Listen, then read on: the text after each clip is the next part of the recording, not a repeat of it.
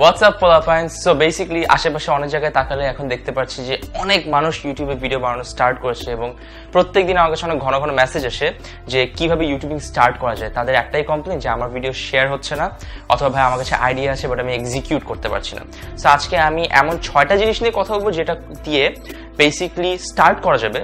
Obviously পুরো জিনিসটাতে অনেক কিছু বলার আছে, কিন্তু আজকে আমি যে 6টা জিনিস নিয়ে কথা বলবো সেটা হচ্ছে ইম্পর্টেন্ট 6টা বিষয় যেটা ইউটিউবিং স্টার্ট করার আগে ফলো করা উচিত।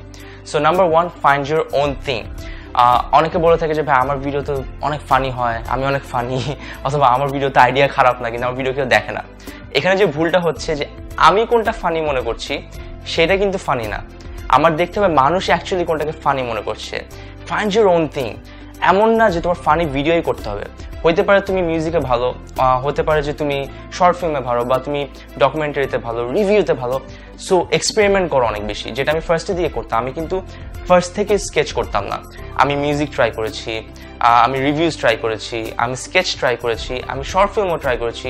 আমি এমন কোনো ধরনের ক্যাটাগরি নাই যেটা ট্রাই করিনি। সো এক্সপেরিমেন্ট করতে থাকো, হোপফুলি তুমি নিজে নিজেই বুঝে যাবে যে কোনটাতে তোমার হাত সবচেয়ে ভালো। নাম্বার 2, যে প্রবলেমটা সবাই আমার সাথে ডিসকাস করে যে ভাইয়া আমাকে দিয়ে হবে না, আপনি অনেক লাকি, আপনার কাছে ক্যামেরা আছে, আপনার ক্রু মেম্বার আছে, আপনার কাছে টিম আছে, ভালো ভালো অ্যাক্টরস আছে। বুলশিট, ঠিক আছে? আমার কাছে এরকম কিচ্ছু ছিল না। আমি যদি ক্যামেরার কথা বলতে চাই, আমার ফার্স্ট ভিডিও শট হয়েছিল নকিয়া N95 আছে না, সেটা দিয়ে, একটা 5x8 মেগাপিক্সেল ক্যামেরা ছিল, সেটা দিয়ে। তারপর হচ্ছে আমি ফ্রেন্ডদের কাছ থেকে তার হ্যান্ডিক্যাম বড় করি, সেটা ছিল হচ্ছে সোনির একটা হ্যান্ডিক্যাম, ওটা হচ্ছে 8 মেগাপিক্সেল ক্যামেরা ছিল। তারপর আমি আস্তে আস্তে যখন মানুষের কাছে ডিএসএলআর আসা শুরু হলো, আমি ধার নেওয়া স্টার্ট করলাম, আর যখন আমি আর্নিং শুরু হলো তারপর হচ্ছে আমি একটা ডিএসএলআর কিনলাম। So camera is not the main issue, জিনিসটা হচ্ছে যে কন্টেন্ট কত ভালো, মানুষ কোন কন্টেন্টটা দেখতে পছন্দ করে। ভিজুয়াল পরে আসতেছে, ভিজুয়াল এখনই দরকার নেই, আগে স্টার্ট করো, স্টার্ট স্লো, আস্তে আস্তে তুমি উপরের দিকে উঠবা। Number 3 would be confidence and energy. আমি যখন ভিডিও বানাচ্ছি, এখন আমি যদি কথা বলি এইভাবে যে আমি এখন 3টা জিনিস নিয়ে কথা বলবো, জিনিসটা খুব বোরিং লাগবে।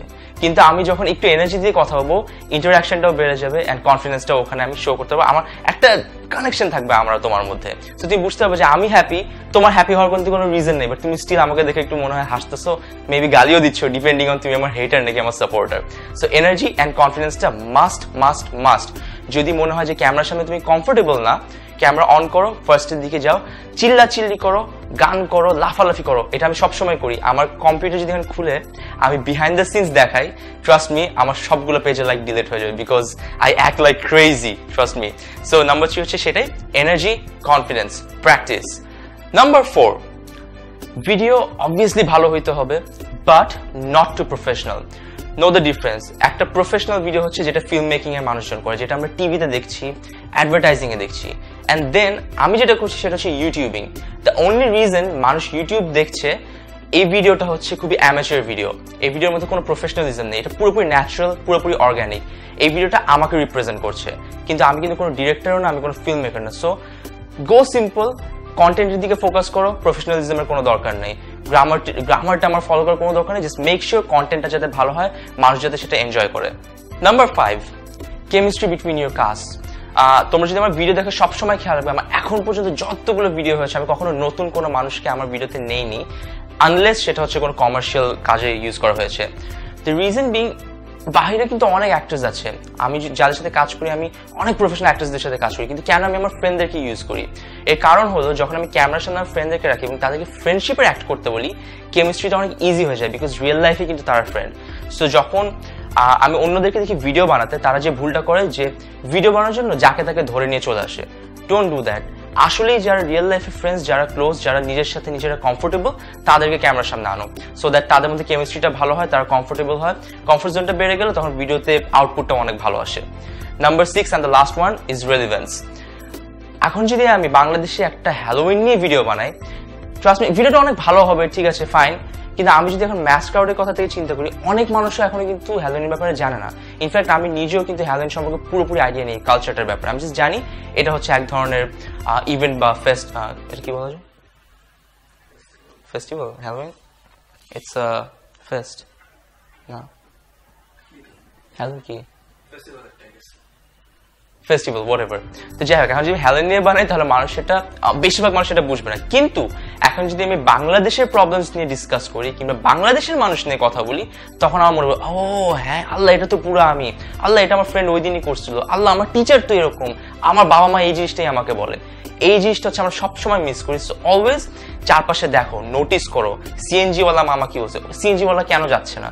এখন সিএনজি ওয়ালা যখন ফার্স্ট টাইম কয়েকদিন আগে বললো যে মামা মিটারে যাবো, ওই ফিলিংটাকে কেমনে ইয়ে করা যায় যে হ্যাঁ সিএনজি ওয়ালাকে জড়ায় ধরলাম, সব স্লো মোশন হয়ে গেল, মানে সিএনজি মামার খুশিতে সবাই হাতে তালি দিচ্ছে, ওই ফিলগুলো না, যেটা মানুষ কানেক্ট করতে পারবে নিজের সাথে, যেটা সে দেখছে, যেটা সে জানে, সো দ্যাট তুমি যেটা শেয়ার করছো মানুষ যাতে সেম পেসে চলতে পারে, তোমার প্রত্যেকটা ইমেজ, প্রত্যেকটা ফ্রেম যাতে সে ক্যাচ করতে পারে।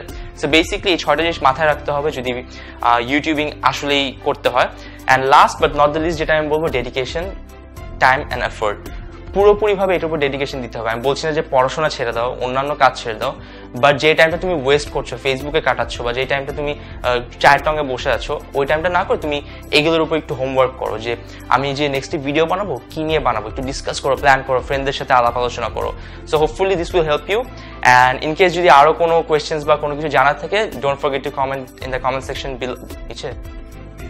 নিচে whatever.